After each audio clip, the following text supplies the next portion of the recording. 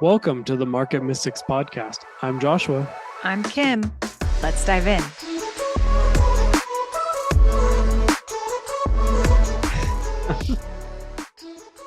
Welcome to the Market Mystics podcast. We were just having a conversation about immortality and not dying. And then Kim just hit the record button.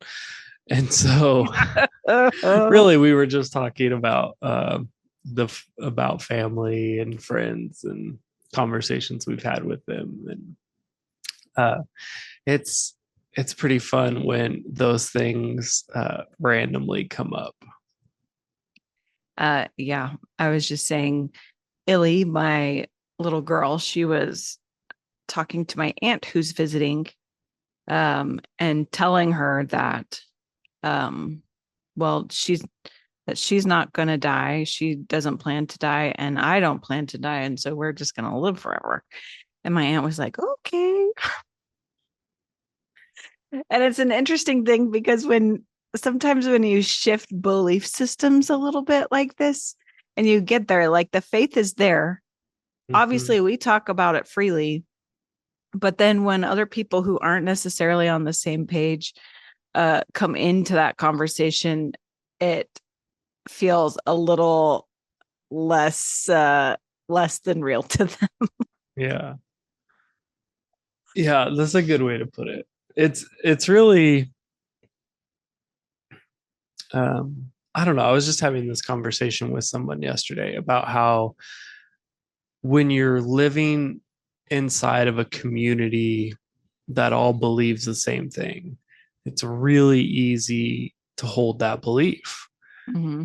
And when you step out of that community and enter another community that maybe has different beliefs, it gets a lot harder to maintain that same belief. Like one of the things we were specifically talking about was like recognizing a Sabbath day. And if you're just like, okay, I'm going to start like a Sabbath day, and for one day, like I'm gonna whatever, however you choose to observe it, limit what you do, or not do anything at all, or only do certain things, like whatever, however you choose to observe it. But if it's different than the culture, like that then is quite a bit of resistance to work through, because all of your friends and family, especially if you do it on Saturday, like when Sabbath actually would be, like if, and then like all your friends and your family are going to want to do birthday parties and dinners and hang out and do yard work or whatever it may be. Like Saturday is the day that most Americans do things like that. Mm-hmm. And so that is going to be really challenging. But if you lived in Jerusalem, that would be really easy to do, because their whole society is geared towards honoring this day, and businesses are closed, and it just is like, because that's what everyone's doing, it's easier to hold that as something you're doing. And so I think about that with like immortality and some of these deeper conversations. It's like if I'm within a community that's believing for this and holding it, well, it's a lot simpler on my nervous system, maybe, or just even practically, it's a lot simpler than it is to do that within a group of people who don't believe it at all. Yeah. I would say though, on the flip side, and maybe I have this part of me that like the rebel runs deep with me. Yeah. Like, I don't know. I've not always been, guessed. I know I've never been the best at like conforming. Right. So even in this concept, I'm thinking it is a lot easier when the society around you, when the culture around you, when your community around you adheres to this as well, because then you don't have to work so hard for that faith for it. But there's also something to be said about really working to hold that faith, because when everything is bucking against it, and you still hold it and you still adhere to it and you still believe it, like that's a very real way of that being tested and strengthening that. And it's almost like, I don't know, instead of taping a sign to a wall, nailing it to the wall. You know what I Right. mean? Mm-hmm. And not, I don't think that I'm not downplaying the society, the community part, because it really does make it a lot easier to live that way. But Mm-hmm. when you don't have that support, it makes it a much clearer decision too, you know, It makes it or intentional, maybe. I was gonna say it almost makes it more real for you Mm-hmm. because it and we sort of talked about this on a recent episode, but like if you are just doing something because that's the like that's what your church does, that's what your friends do, like um it's you're just following the pattern that is around you, like yes, that's it's easy to get in that flow and there's not necessarily anything wrong with being in that flow, but if you step out of that flow, that gets to be like where it's real for you. And Yeah. so if you are choosing to um, tune your nervous system to immortality, or you are choosing to observe Sabbath or whatever the Jewish feast days, or fasting or diet or whatever it is, like is it easier to be in a flow with a community who's also doing that? For sure, Right. and by all means be a part of it, but it's also a thing um, to do it on your own. And when you're not on your own, like I mean, when you're in the flow, like be in the flow and enjoy the flow and grow in the flow, and then use the flow to sustain you when you are not in the flow. Cause that's when it really, like, that's when the true colors really come out. And it makes me think about, like, on our last episode, we were talking a little bit about the chosen, and you were talking about like Peter and how he was like the one, you know, like the church was built on him. And then it gets to the crucifixion and he's like, oh, I don't know that guy. Jesus, And who? yeah, and it's like that's the like and that's an extreme example because what was like he was probably worried that he was going to be crucified in that moment.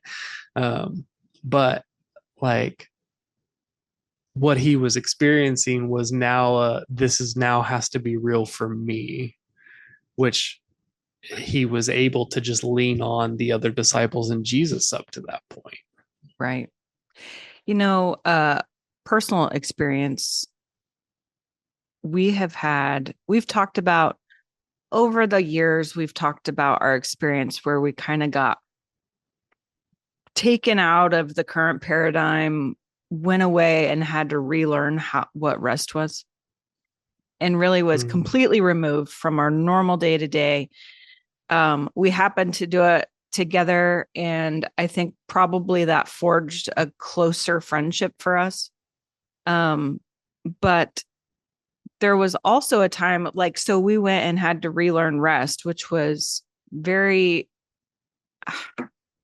I guess, countercultural, counter how I lived. I don't know. mm, And it was a big shift in how we functioned. But when we did it with one another and with another family, and we were all in that together, like relearning rest. How do we function from this place, not just go to that place when we're worn out, you know? Um, but then there came a moment where we weren't in that situation anymore. And we had to mhm, go back to our regular lives. And the expectation was that we would still be able to function from rest in our regular lives now because we've learned it. mm. And it was kind of similar to the Peter story Yeah. because you're around this community, you're all doing the same thing. And then all of a sudden you're kind of out by yourself and then it gets tested, And it you know? wasn't so easy. And it wasn't so easy. But then it had to become practice then. So Mm, it wasn't just as easy as being in this community and around like-minded people, it had to be intentionally being and not doing, even when there were things that had to be done. Mm-hmm. And even when the expectation from the people around you had not changed from what you had shifted from, I suppose. Yeah. Right. And I that think, was, I mean, we had a listener recently kind of ask for a little more in-depth insight into that time. And I don't know that I'm not trying to rehash the whole thing, but that was one of the big pieces of it. And mm-hmm. I remember probably halfway through our trip, we're like, oh, this is just practice. This is, we're going to have to be able to figure out Take how this to home. remain in this state when we go home Mm-hmm. and when we step back into normal life, I guess. Mm-hmm. Sorry, what were you going Yeah. to say about it? No, I was just thinking like there's this there's a mystical teacher that I know who talks about um, stepping in and out of an emotion to teach his nervous system that he can Hmm. like like going to a church service and getting into worship and really feeling the spirit and then choosing to step out of it and then stepping back into it and just to teach his nervous system that he is in control of what's going on. And I'm thinking like with our rest thing, like, we were very intentional about like being in rest and being in that moment. Like we quickly learned that's what we were there for. Right. And then we came back to the States and things were different and it wasn't so easy. And then um a while later, we had another opportunity to go back and sort of learn rest a little bit again. And so it was like, I'm thinking in my mind, we were sort of forced to do that, like back and forth type of thing. But how, like, I'm wondering if we would have taken the opportunity to be like, okay, no, I'm intentionally practicing this. Like, how much further would we have gotten with that? And I think it would have been like, I just think that that's a really cool opportunity to practice what we're talking about is like, if you find yourself in these moments of flow and community, like, then be in it. And when you're still in the community, choose to step out of the flow for a moment so that you can recognize, oh, I was in a flow, then step back into the flow. And like, can we practice this? And I don't mean like leave your community and leave it, but can you step out of the emotion of being in that flow? Because that's a big thing. And I think the flow is important. And I think it's like, I think you should, like, if you have the opportunity to be in a community doing something, like, do it, because that's a much better way to do it. Right. But recognize the momentum you have because of where you are, and then you can practice being in and out of that. I think that's so good. Years ago, probably 5 or 6 years ago, maybe, when we were still in the midst of like participating pretty heavily in spiritual battle stuff, Mm-hmm. which the Lord kind of, at least for me, I think it was for you too, Josh, kind of took us out of that way of battling and like showed something different, and how he wanted us to function. So it was a while ago, but it was still like very hands-on battle kind of stuff. But there was a time when he showed me, not during a battle, um, that there was this opportunity that in the midst of any of those kinds of things, even when you're in the middle of it, it's the thick of it, it feels like you can focus on nothing else because of where you're seated with him, right? Like you're seated in heavenly places. There is always an opportunity to step out of that flow of what's happening and be able to breathe and like take a break.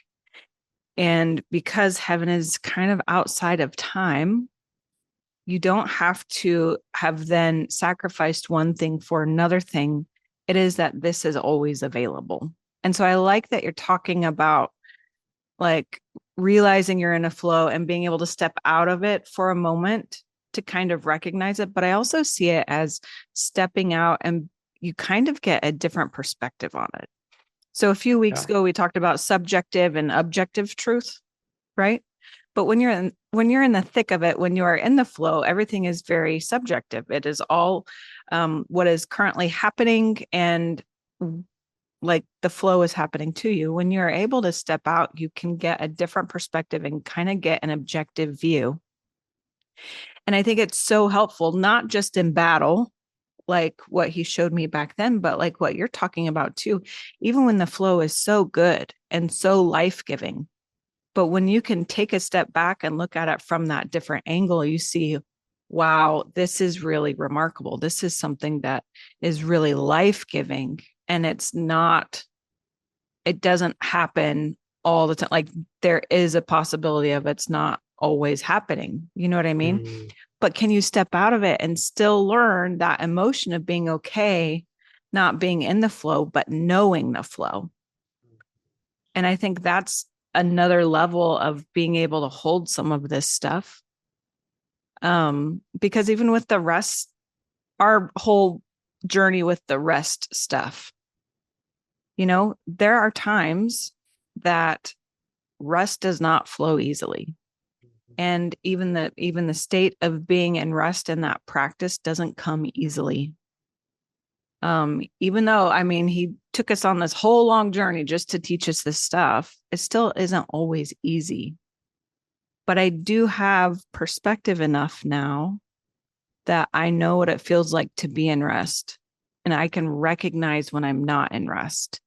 But when I can recognize that I'm not in rest, even just that awareness gives me enough knowing to be able to get back to rest. You know what I mean? So if you have an idea of what the ideal is, even when you're not in it, you can recognize that you are or are not in it and then start working toward getting there. I think when I'm thinking about like the easiness of being in community and doing it, like what instantly comes to my mind is like, and when you're in the flow and you're in the communityness of it, that's the time to like experiment and practice, to step out and see what it's like, Mm-hmm. because it's so much harder to do that when you're not in that flow, when you don't have that community support. um and I think that that's really cool. Like I have a friend who was like, yeah, like I wanted to read this book and I knew it was kind of a new agey book, but I knew there was something in it that I wanted. I knew there was some truth in it, even if there wasn't in it a lot. And so he was talking about like, oh, I made the decision to go read that because I have such a good community around me that I knew they would be like aware if I started like drifting into something that I shouldn't be into. And so it was like this safe place to experiment, this safe place to grow.